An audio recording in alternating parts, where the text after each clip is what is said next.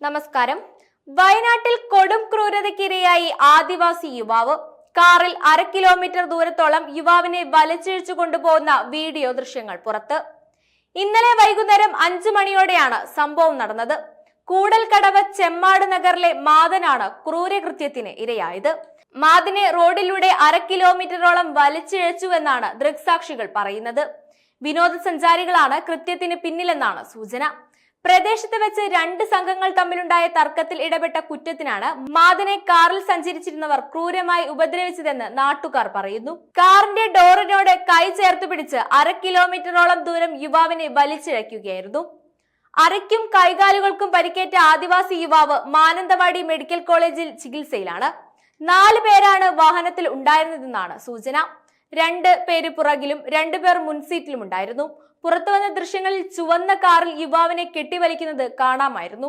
KL52H8733 എന്ന registration നമ്പറിലെ Maruti സെലോറിയോ കാറിനായി police അന്വേഷണം ആരംഭിച്ചിട്ടുണ്ട്.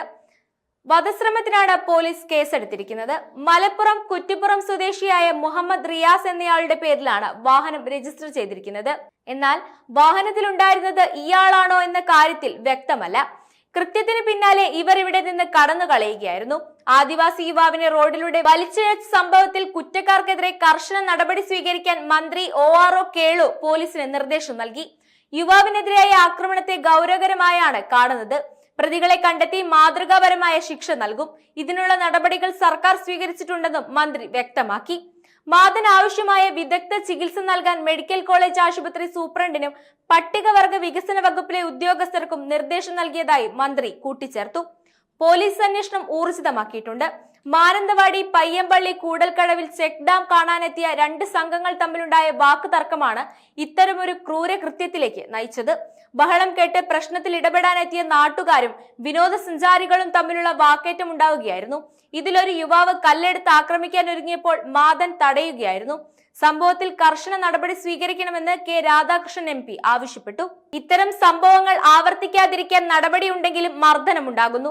പൈസയുണ്ടെന്ന് കരുതി എന്തും കാണിക്കാമെന്ന ധാരണ പാടില്ലെന്നും അദ്ദേഹം പറഞ്ഞു.